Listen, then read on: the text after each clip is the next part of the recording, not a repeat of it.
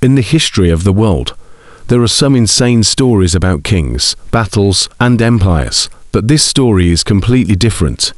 The most dangerous person here wasn't a king, he was a slave. A guy whose loyalty became a weapon for total destruction. This is maybe the craziest story of ambition ever. We're talking about a man who the world saw as literal property. But through pure evil genius, he climbed his way to the top of an empire just so he could tear it all down. He made kings, then he killed kings. This is a story of a servant who became the master. History is full of brutal betrayals, but this one is an absolute nightmare. This is the story of a man who started as a slave. But in the final days of a dynasty, he grabbed power in the most savage way possible. He blinded his masters and murdered their kids just to get a throne he wasn't even supposed to have, only to meet an end. So gruesome, people were terrified to even whisper about it. This is the story of the man who basically became Sultan only to be killed by his own men, and the legend of the prince who was skinned alive. Our story starts in the 1300s in the massive Delhi Sultanate. It's run by the Khalji dynasty, and the guy in charge is Sultan Alauddin Khalji, one of the most powerful and ruthless rulers you'll ever hear about. This guy was an absolute monster. He murdered his own uncle to get to the throne. He was a military genius who crushed Mongol invasions that destroyed other empires. And he had more money than you can possibly imagine. He had spies everywhere, and if you even looked at him wrong, you were done. This guy trusted no one because he knew exactly what it took to get power. But now it's 1315 and the great Sultan is a total mess. He's sick, he's losing his mind to paranoia, and his control over the empire is gone. The court, which used to be completely terrified of him, is now full of schemers who want the throne. And right at the center of all this chaos is one man, Malik Kafur. Malik Kafur wasn't a noble. He wasn't a prince. He was a Hindu slave captured when Alauddin conquered Gujarat in 1299. People said he was incredibly handsome and super smart, which caught a general's eye. They bought him for 1,000 dinars, so they nicknamed him Hazardinari, the 1,000-dinar man. When he was brought to the Sultan, Kapur's rise was unbelievable. He went from a nobody slave to a trusted servant, then a top general, and finally the naive, the second in command of the entire empire. He was Alauddin's best general, leading armies into southern India, where no Delhi ruler had ever conquered, and he came back with insane amounts of gold, jewels and elephants. To the paranoid Sultan, Kafur was the perfect weapon. He had no family, no powerful friends. His entire life depended on the Sultan. Alauddin saw him as a tool, someone whose loyalty was absolute. The historian Ziauddin Bahrani wrote that in his final years, the Sultan had fallen deeply and madly in love with the Malikan, trusting him with everything. This was Malik Kafur, the slave who became the second most powerful man in the empire. He was the Sultan's right-hand man, his general, his everything. And as the Sultan was dying, Kafur was staring at ultimate power with only one thing in his way: the Sultan's kids. With Sultan Molo getting sicker, the court was a ticking time bomb. And nobody knew how to play this game better than Malik Kafur. He had been waiting 4 years for this exact moment. The main heirs to the throne were Alauddin's sons, Kaiser Khan and Shoti Khan. Kaiser Khan was the oldest and was supposed to be the next Sultan. He had a super powerful crew backing him, led by his father-in-law, Alp Khan. This was the established order, and Kafur wanted to burn it all down. To Kafur, the princes weren't royalty, they were just roadblocks. He was secretly hungry for power, and he knew if Kaiser Khan became Sultan, he'd be thrown out or killed. For a guy who had tasted that much power, there was no way he was going to let that happen. So, he launched his attack, not with an army, but with whispers in the dark. He knew the Sultan was paranoid about betrayal, since that's how he got power himself. So Kafur fed that paranoia, telling the Sultan that Kaiser Khan and Al-Qalam were plotting a coup just waiting for him to die. He told Alauddin that his Khan was a party boy who didn't care about the empire. He faked messages and made up evidence of treason. He claimed Alauddin was building his own private army to make his son-in-law a puppet king. Day after day, Kafur dripped poison into the Sultan's ear, cutting him off from everyone. He convinced Alauddin that his own family was his biggest threat. He got rid of his rivals, one by one. His biggest target was Alauddin. Kafur convinced the Sultan that Alauddin was the ringleader of the conspiracy and tricked Alauddin into ordering his execution. With Alauddin dead, Kaiser Khan had just lost his biggest ally. The final move was turning the father against his son. Kafur convinced the Sultan that Kaiser Khan's popularity was proof he was a traitor. He tricked the prince into leaving the capital, basically banishing him. When the heartbroken Kaiser Khan came back to see his dying dad, Alauddin actually hugged him. It looked like the family bond might actually win, but Kafur was just too good at this game. He convinced the delirious Sultan that the prince was faking it. The Sultan finally snapped. He gave Malik Kafur the one thing he wanted, the power to imprison his own sons. Kaiser Khan and his brother Shoti Khan were arrested and thrown into the fortress of Gwalior. Their mom was put under house arrest. The heirs were gone, the rivals were dead, the path was clear. Malik Kafur, the 1,000-dinar slave, was now in charge. And this was just the beginning of the horror. With the real heirs in prison, Malik Kafur had all the power, but just locking them up wasn't enough.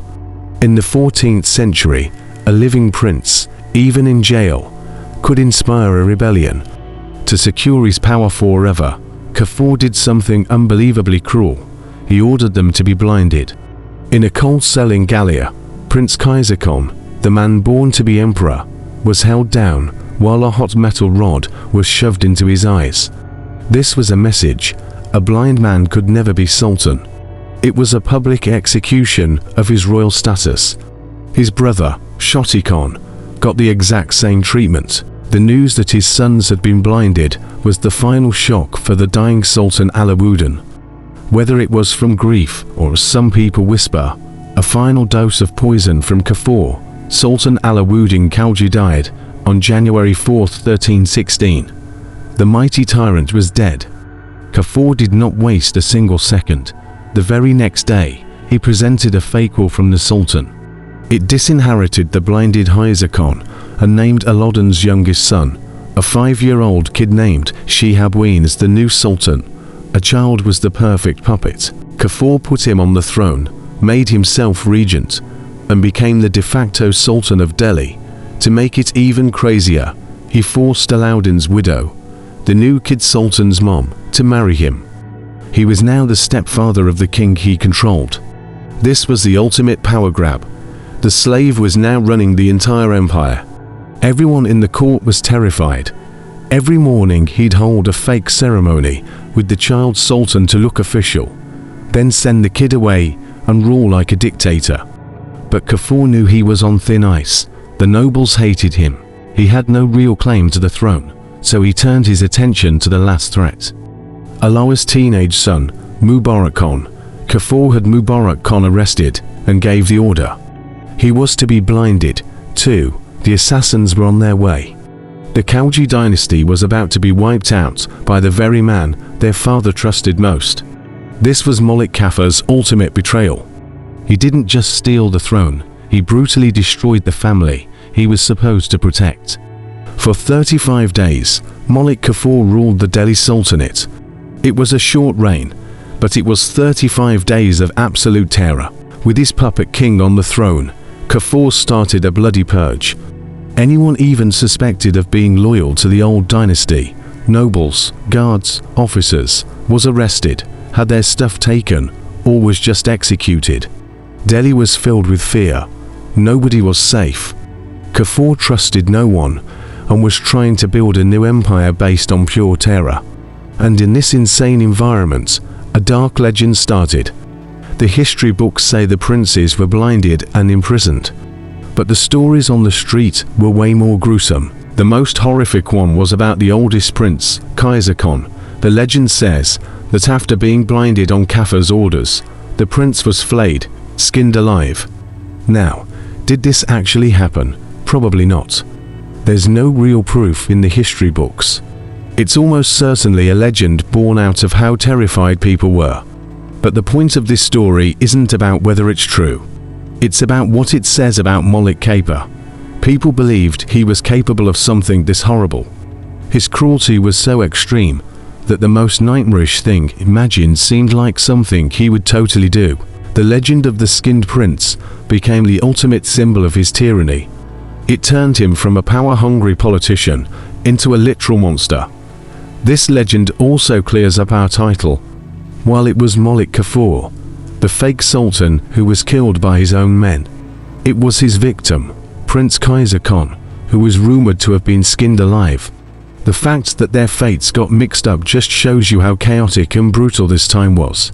Kafur's reign of terror was at its peak. He had everything he ever wanted. He was the master of a huge empire. His enemies were gone, and he was unstoppable. He was for 35 days the Sultan, but a throne built on fear is the most fragile thing in the world. And the terror he used to get power was about to blow up in his face. Malik Kafur's bloody reign lasted just 35 days. The very men he commanded, the elite palace guards called the Pikes, had been Sultan Alauddin's personal bodyguards for years.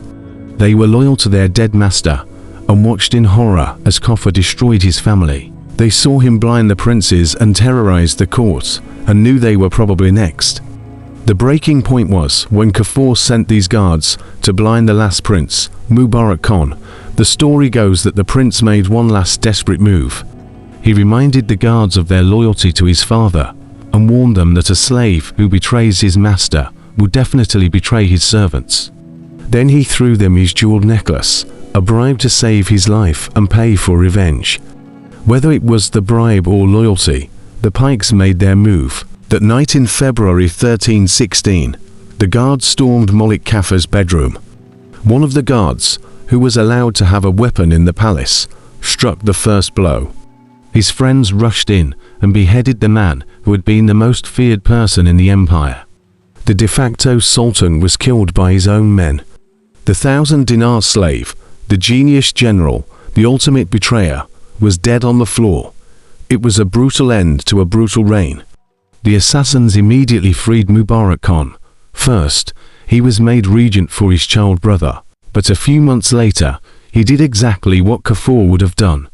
He had his little brother blinded and thrown in prison, taking the throne for himself.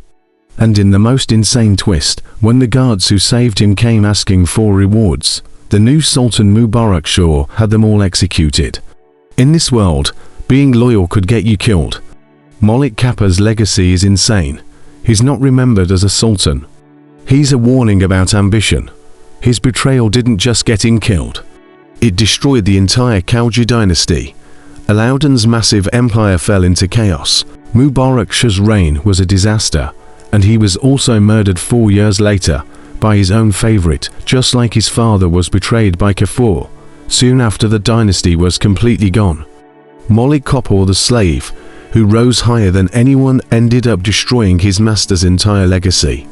He was a military genius who conquered half of India, but his power games in Delhi were his downfall. He's remembered forever as the ultimate betrayer. A man whose hunger for power was so massive, it destroyed everything and everyone around him, including himself. The legend of the prince being skinned alive might not be true, but it's the perfect horrifying symbol for what Malik Kafur did to the empire. He ripped it apart piece by bloody piece. The story of Malik Kafur, an absolutely insane look at power, loyalty, and ambition. This guy started with nothing. He was literally property and rose to command millions. He was a product of a brutal system, and he used that brutality to try and beat it. His 35-day reign of terror is one of the most wild and violent moments in the history of the Delhi Sultanate, a short bloody chapter that brought down a whole empire. But what do you think? Was Malik Kafur a total monster?